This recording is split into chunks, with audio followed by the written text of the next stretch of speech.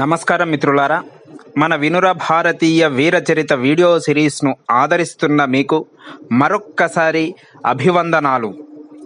ఈ video series వినుర భారతీయ వీరచరిత శతకం అనే పేరుతో ఇప్పుడు మార్కెట్లో కూడా వచ్చిన విషయం మీకు తెలిసిందే. దీన్ని www.hindueshop.com ద్వారా లేదా నా ఫోన్ నంబర్ను కింద డిస్క్రిప్షన్లో ఇస్తాను. ఫోన్ నంబర్కు ఫోన్ చేసి ఆర్డర్ చేసినా కూడా మీరు ఈ పుస్తకాన్ని మీ ఇంటికే తెప్పించుకోవచ్చు.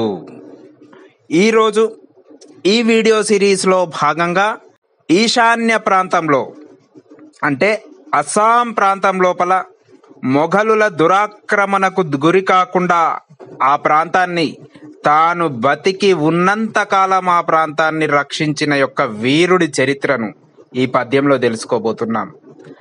అతడి మీదికి ఒక్కసారి దండెచ్చి వచ్చినటువంటి ఆ మొఘలు సైన్యం తోక ముడిచి పారిపోయింది 1671లో. ఎవరా వీరుడు, ఏమా కథ తెలుసుకుందాం రండి. పద్యం విందామా మరి.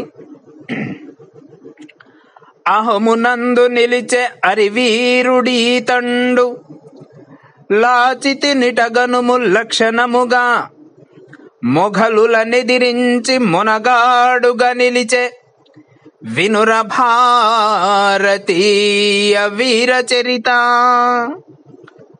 భావం: 1671వ సంవత్సరంలో అస్సాంలో బ్రహ్మపుత్ర నదీ తీరాన సరాయ్ ఘాట్లో మొఘలు సేనలతో అరివీర భయంకర యుద్ధం చేసి ఆ సేనలను పారద్రోలి తానున్నంతకాలం అస్సాంను మొఘలు దురాక్రమణకు గురి కాకుండా కాపాడిన మొనగాడు లచిత్ బోర్ఫుఖాన్ వీరచరిత విను ఓ భారతీయుడా.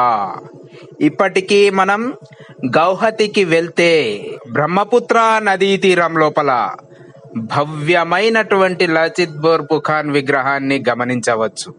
ఈ పద్యం మీకు నచ్చితే లైక్ చేయడం, షేర్ చేయడం, కామెంట్ చేయడం, సబ్స్క్రైబ్ చేయడం, బెల్ ఐకాన్ నొక్కడం మరవకండి.